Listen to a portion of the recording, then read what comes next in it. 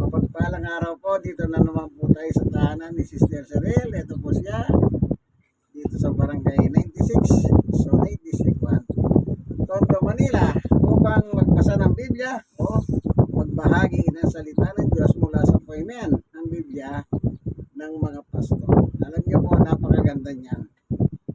Ang salita ng Diyos ay para sa lahat ng tao. Huwag niyo po sabihin na meron na kayong reliyon. Yan ang hindi maganda. Kasi nung araw po, ito kwento ko muna bago tayo magkano. Punta kami sa ospital. Dinalaw po namin yung kapatid ng biyena ko sa isang ospital, CRS. Ayun, saka gusto ko mag-pray para sa mga may sakit. Meron po ako may sakit na nilapitan. Doon din sa kwarto na yon. Sabi ko, mag-pray po tayo. Sabi ko, may hawak akong Biblia, siyempre. Sabi niya, hindi ko na kailangan yan. Siyempre, sa kaisipan, meron pala mga tao hindi nangangailangan ng dasal. Kahit na ikaw na mismo ang nag-o-offer. Eh, yung pala, lay minister po pala siya ng simbahang Katoliko. Alam niyo po yung lay minister? Ito po yung mga dumadalaw sa mga matatanda na mayroong karamdaman na hindi na po nakakaalis sa bahay.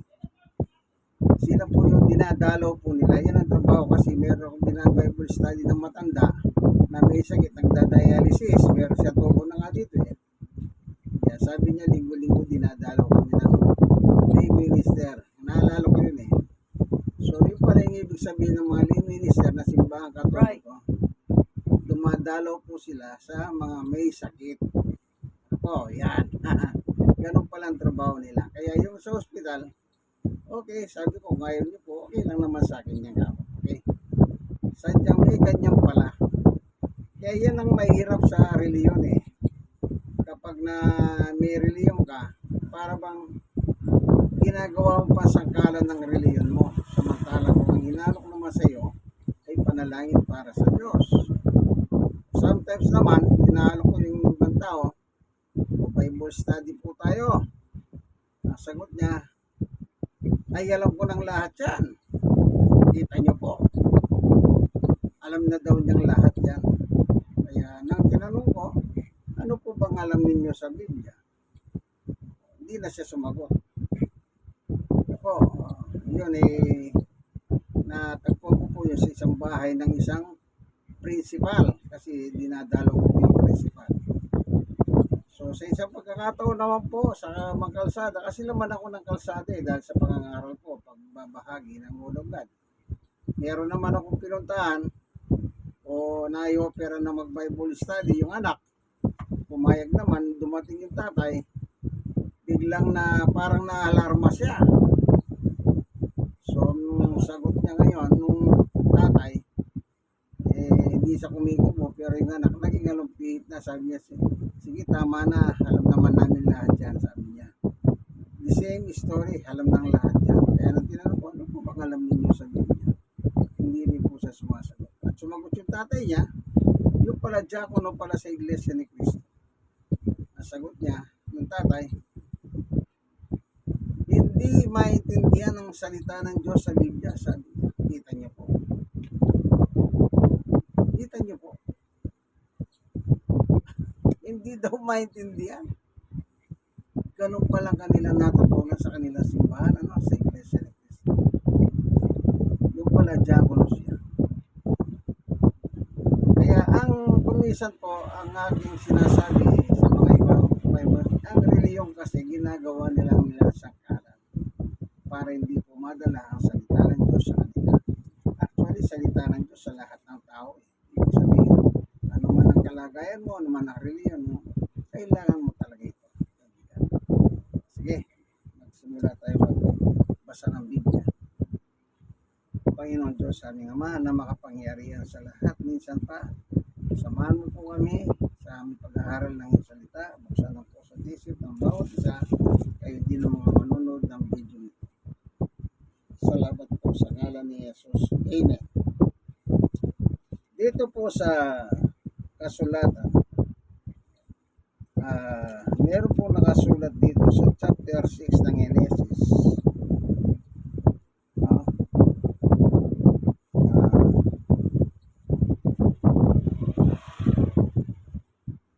5. Nakita ni Yahweh na laganap ng kasamaan ng tao sa daigdig.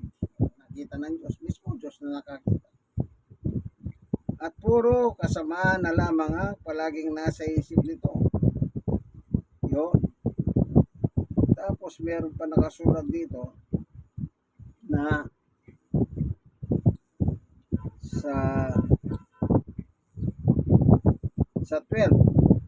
Ito ang kalagayang nakita ng Diyos sa buong daigdig, namumuhay sa kasamaan ng lahat ng tao.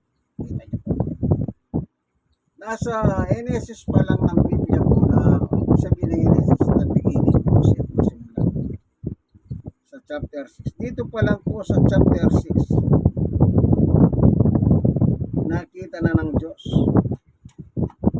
ang kasamahan ng tao. O, nakita na ng Diyos ang kasamahan ng tao. Ito pong mga taong ito, walang ibang lumikha kundi ang Diyos. Ayon sa Genesis 1:26. Tingnan po natin ano. 27. Nilalang nga ng Diyos ang tao ayon sa kanyang larawan. Sila'y kanyang nilalang na lalaki at isang babae. So, doon po nagsimula yung tao. Nung si Adan at Eva nahulog po sa kasalanan at nakita nila kanilang kalagayan, sila po ay ubat. Bagamat sinabi ng Diyos, nalikayin niyang tao, kalatan ninyong tao ang buong mundo. So, nasa chapter 6 pa lang po tayo. Ibig sabihin, may mga tao na puno. So, nakita ng Diyos. Anong sabi niya sa verse 12? Ito ang kalagayang nakita ng Diyos sa buong daigdig. Kita niyo po, buong daigdig. Hindi lang in particular, halimbawa, ang Philippines, hindi lang buong daigdig, entire universe. Nakita ng Diyos yung kanilang kasamaan, yung masama. Yung kasamaan na yon, ito po yung rason bakit ang tao nawalay po sa Diyos. Tingnan natin yung sulat naman ni Propeta Isaias. Dito po sa chapter 59 verse 2. Ang masasama ninyong gawa ang dahilan ng pagkawalay ninyo sa Diyos. Nagkasala kayo, kaya hindi ninyo makita. Hindi ninyo siya makita at hindi niya kayo marinig. Yan po ang rason bakit ang mga tao po, kuminsan ang sinasabi nila, ang tagal ko nang nananalangin sa Diyos. Bakit? Hanggang ngayon, hindi pa namin nakukuha ang gusto namin. Ang dahil po sa kasalanan ng sabi ni Isaias, yan ang nagpawalay sa inyo sa Diyos. Bagamat ang sabi nila, ang Diyos daw ay lahat nakikinig naman ng panalangin ng tao. Opo, kanya lang. Ito nga pong rason. Yung kasalanan o yung kasamahan ng tao. Tingnan naman natin ang sulat ni Apostol Pablo. Sa Efeso, ganito po naman ang ating mababasa. Nang siya po yung mangaral sa bansang Efeso, ang sabi ni Apostol Pablo, sa mga tao na kanyang nakita sa panahon nila. Efeso 2:1. Noong una'y patay kayo dahil sa inyong mga pagsuway at mga kasalanan. Kita niyo. Si Pablo naman ang sinasabi niya dito, mga patay kayo. Pero actually hindi naman sila patay kasi nangangaral si Pablo, nakikinig sila eh. Bakit sinabi ni Pablo na sila ay mga patay? Ibig sabihin po niya, separation po o pagkawalay sa Diyos. Ito po sa Isaiah 59. Kasi nabubuhay sila sa verse na basay ko, sinunod ninyo noon, o meron sila sinunod, ang masamang takbo ng mundong masamang takbo. Ibig sabihin, yung kasamahan ng mundong ito po yung sinunod ng mga taong ito. Kaya po sinasabihan ni Pablo sa kanyang panahon na mga patay kayo. Spiritual separation o spiritual death. Ibig sabihin po ng hiwalay sa Diyos. Yung ventilador po umandar. I-unplug po ninyo yung male plug at saka i-unplug nyo po yung male plug. Hindi po ba ihinto ang ventilador? Ganyan po tayo. Dati po connected tayo sa Diyos. Pero anong nangyari? Nang tayo po ay nahulog sa kasalanan ni Satanas, para tayong ventilador na hinugot sa kuryente, patay.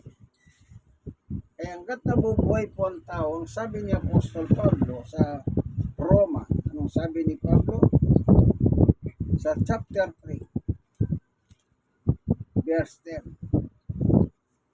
Ayon sa nasusulat, walang matwid, wala kahit isa.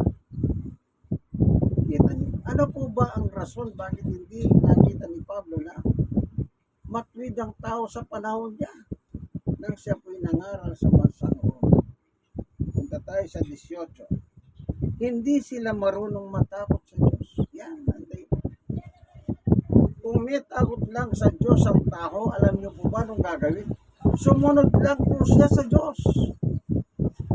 Kasi nga may takot siya. Parang ang isang anak sa kanyang mga magulang. Halimbawa, sabi ng tatay mo, gawin mo ito. Pag hindi mo ginawa yun, masasaktan ka, papaluin kita. May mga magulang pong ganyan na yung sobrang pagkadisiplinado nila sa kanilang mga anak. Ang anak po sumusunod. Pero po kung nasaksiyan niya, nag-aaral po ako na sa Pampanga. Kapitbahay namin. Yung tatay po nila, retiradong sundalo sa World War II. Pag nagsalita po yung tatay nila, batas yan. Pag hindi sumunod ang mga anak, sigurado may tama sila sa kanya. Kaya ganun na lang ang takot ng kanyang mga anak sa kanilang tatay. Yun naman po sa Tarlac, na natira din ako sa Tarlac. Yung kapitbahay namin. Kapag po yung tatay niya, pumito lang po, pito ng bibiga. Marunong pumito yung tatay nila. Kahit po nasaan yung anak niya. Kapag narinig niya yung pito ng kanyang tatay, papauwi po yung bata na yun. Sumisigaw siya. Sinasabi niya, tatay, nandyan na ako. Sa wikang Kapampangan, tatang! Atsuna again! Para lang pinapaalam niya na siya ay paparating na. Dahil sa takot sa kanilang tatay. Isipin niyo po yan. Pero nakita ng Diyos, nakita ni Pablo sa panahon niya, ang tao wala nang takot sa Diyos. Meron po ako na Bible study kanya.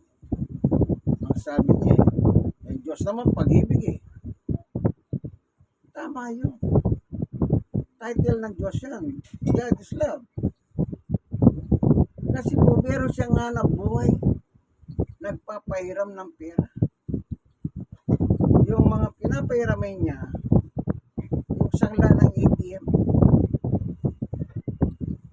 Nagpapahiram din siya ng pera siguro. Kapag hindi ka makabayad sa kanya, mumurahin ka po. Hindi ka naman niya sasaktan. Pero mumurahin ka niya mula talampakan hanggang bumbunan. O hanggang bumbunan hanggang talampakan. Sabi ko nga po, kung meron taong namamatay sa mura, sa tingin ko dito lang po sa Tondo, hindi na tayo lalayo, dito lang sa Tondo. Pagbuhat ng natira po ako dito, nakita ko kung gaano palamura ang mga tao. Walang nagkukwento sila, nagyayabangan, nagmumura sila eh. Putangin na po pare, galing mo. Pinuri niya po pare, pero pinura niya na putangin na. Buti na lang, hindi namamatay ang tao sa mura.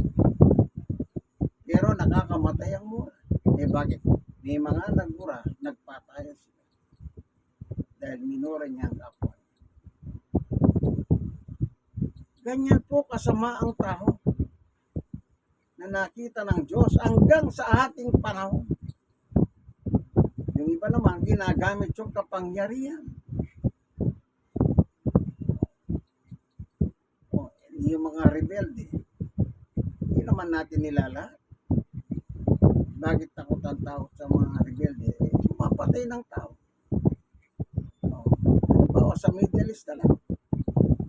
Sabi nila, pagpunta mo ron, talagang susunod at susunod ka. Bakit papatayin ka nila? Ganon sila kay King.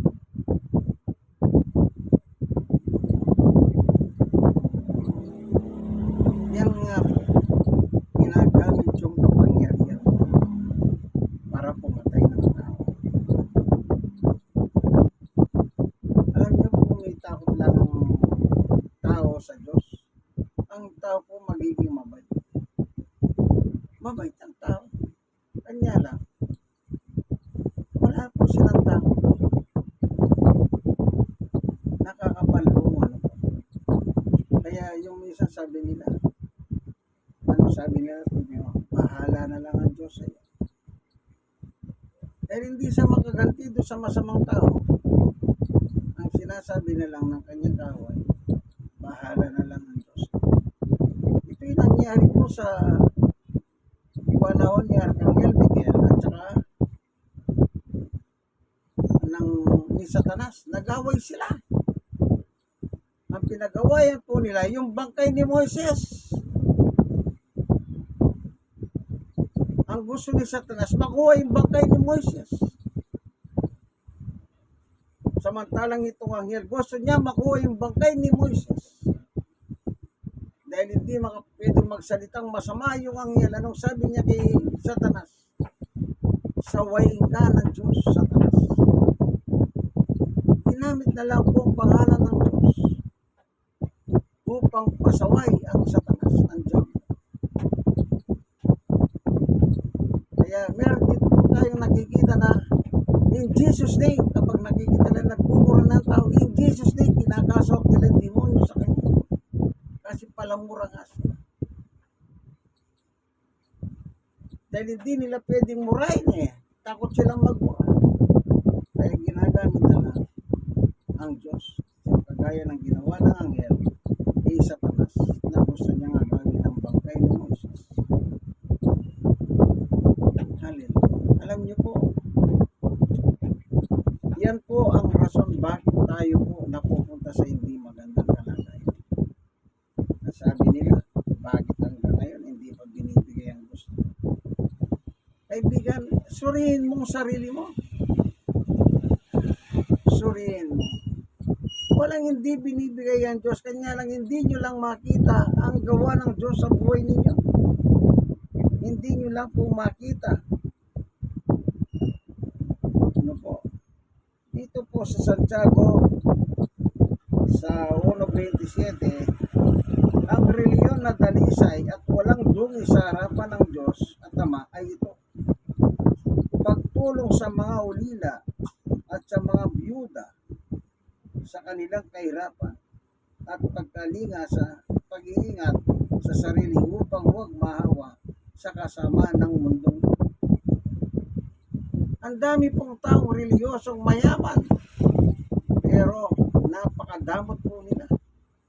Kung yung palad, sabi nga nila, yung palad nila pang boxing, dapat daw sana ang palad nila yung pagkarate niya bukas sa pagtulong sa kapwa. Tapos sasabihin na may reliyon naman. Kaya nga po yan ang nagiging sani kung isang ginagamit po yung reliyon upang bigyan katwiran ng kanilang mga sarili. sinabi ni Jesus, ipangaral ang salita ng Diyos sa lahat ng tao. Walang sinabi si Jesus, ipangaral ninyo sa mga walang reliyon. Hindi pwedeng ipangaral ang salita ng Diyos. Bakit? Kaya lahat ng tao may reliyon. Diba? Kaya po sabi ni Jesus, ipangaral. Ano man ang reliyon mo, ano man ang estado mo, ano man ang kalagayan mo, ano man ang itsura mo, kaibigan, lahat tayo nangangailangan sa salita ng Diyos. Meron pang isang kaugalian na sabi nila, nung walang sakit, walang panahon sa Diyos. Nang magkasakit, kulang na lang, atake nila ang Diyos sa langit ay ibaba sa langit para maging malas. Kung dalisay po ang reliyon mo, dapat hindi ka gano'n. Ang sabi, lalo sa panahon natin, lahat ay hirap. Lalo pa yung sabi ko nga po yung isang kasaysayan sa Biblia ng tanong kay Jesus, Panginoon, ano ang dapat kong gawin para magkamit ako ng buhay na walang hanggan? Sabi ni Jesus, sundin mo itong mga ganito. Sabi ng mayaman, ginawa ko na pong lahat yan, religyoso. Kung ginawa mo ng lahat ng yan, ang sabi niya, isa na lang, ano yun? Ipamigay mo kayamanan mo sa mga mahirap at bumalik ka dito at sumunod ka sa akin. So, anong reaksyon ng mayaman? Imbis na sumunod sa payo ng Panginoong Yesus, umalis na lamang po at iniwan si Jesus. Kaya sabi ni Jesus, napakahirap pumasok ng isang taong mayaman sa butas ng karay. Kaya ginamit po yung butas ng karay. Napakahirap pumasok ang kamelyo sa butas ng karay. Bakit po? Kasi siyempre ang buhay ng tao nasa kayamanan niya, kaibigan. Pero ang sabi ng Gawa, ito panguli, Gawa 20:35, ang sabi ni Jesus,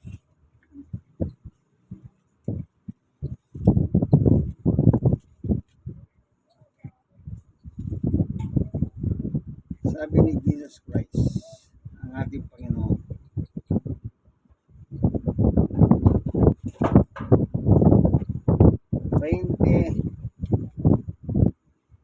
ang nakalagay, 36.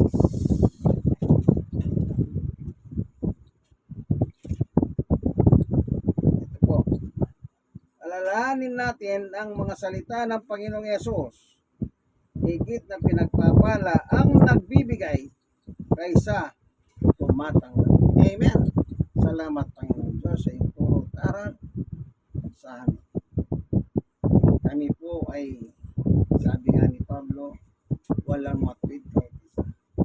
Sa kawalan namin ng takot sa Diyos. Panginoon Diyos, baguhin mo po ang tao. Ikaw lang po pwede magpabago sa tao at wala po kami magagawa sapagkat ang mantong pangako ng tao hindi niya magagawa. Salamat po sa ngalan ni Jesus. Amen. Minsan po ito po inyong kaibigan Jesus Brother Manny Bautista. Siya naman po si Sister Cheryl Pastrana. Maraming salamat po. God bless us all. Bye-bye.